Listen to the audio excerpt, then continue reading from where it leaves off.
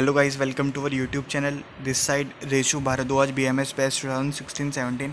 आज हम सुरस्वत में एक टॉपिक को डिस्कस करेंगे जिस टॉपिक का नाम है पादहस्त आसन। तो पादहस्त आसन होता क्या है? जैसा इसके नाम से पता चल रहा है, पाद मतलब पैर, हस्त मतलब हाथ।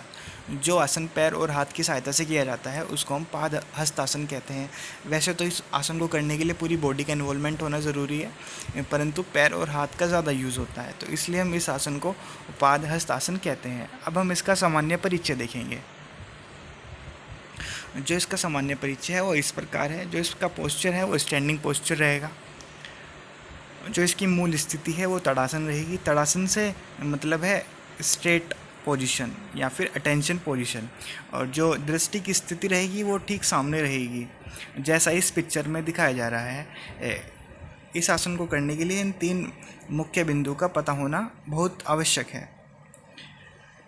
आगे हम देखेंगे इस आसन को करने के लिए कौन कौन सी मसल्स का इन्वॉल्वमेंट रहता है। तो मसल्स इस प्रकार हैं: trapezius, latissimus dorsi, rectus abdominis, sternocleidomastoid, biceps brachii and triceps brachy.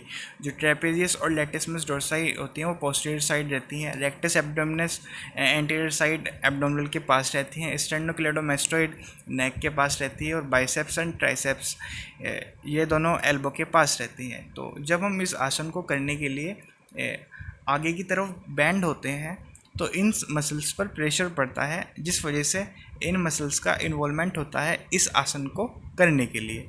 अब हम इस आसन की विधि देखेंगे, जो इसका मेथड क्या है। तो सबसे पहले हम फर्स्ट स्टेप देखेंगे इसका। तो सबसे पहले हम सीधे खड़े हो जाएंगे। पहले कंधे और रीढ़ की हड्डी को सीधा रखते हुए सावधान की मुद्रा में खड़े हो जाएंगे, जैसा इस पिक्चर में दिखाया जा रहा है।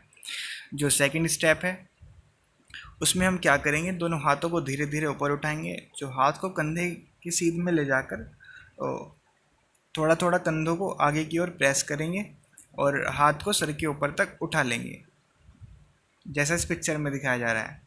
और इसमें ये ध्यान रखना है कि कंधे कानों से बिल्कुल सटे हुए हों। जो इसका थर्ड स्टेप है उसमें हम इतना करने के बाद क्या करेंगे, जो हाथ की हथेलियों को सामने की ओर रखेंगे और जो हमारी बाहें हैं वो एक दूसरे के समांतर ऊपर उठा के हम धीरे धीरे कमर को सीधा रखकर श्वास को लेंगे और नीचे की ओर झुकना प्रारंभ करेंगे, जैसा इस पिक्चर में दिखाया जा रहा है। और इसमें भी इतना ध्यान रखना है कि जो कंधे हैं वो कानों से सटे रहें।